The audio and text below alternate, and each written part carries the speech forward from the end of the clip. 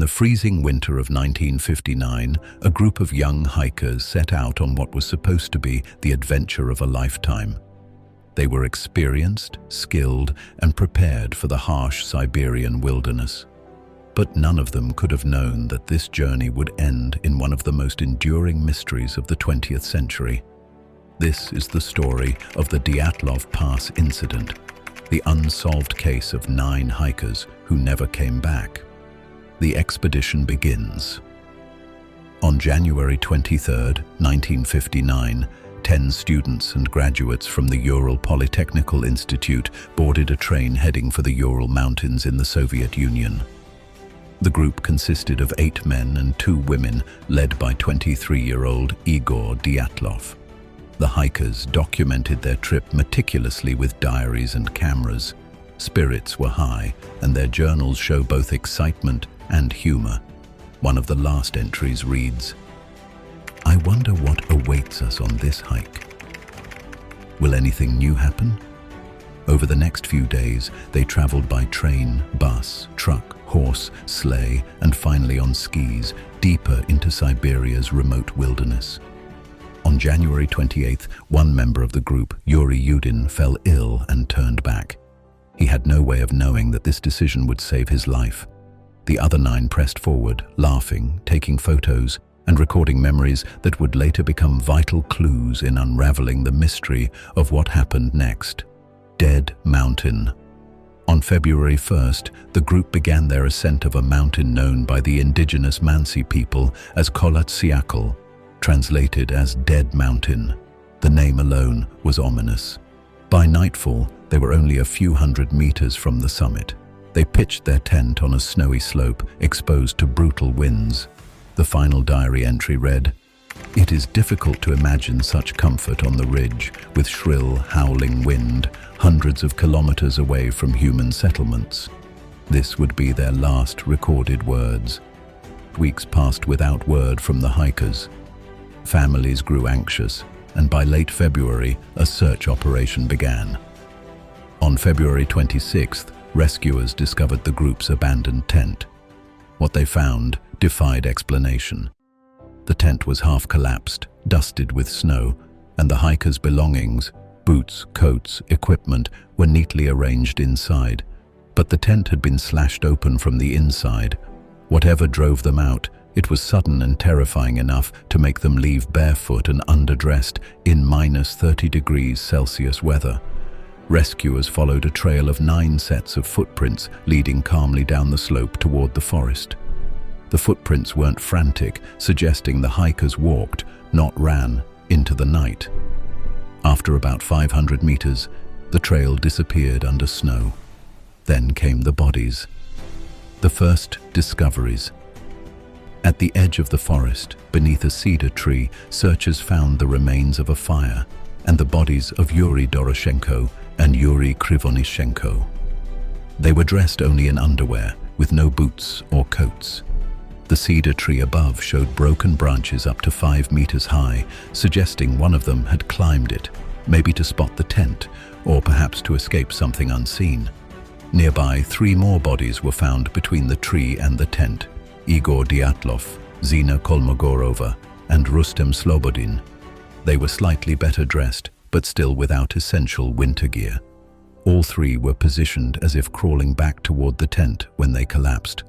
Autopsies confirmed that all 5 had died of hypothermia. The last 4. It would take over 2 months before the remaining 4 hikers were found, buried beneath 3 meters of snow in a ravine 75 meters deeper into the forest. Unlike the others, these hikers had sustained horrific injuries.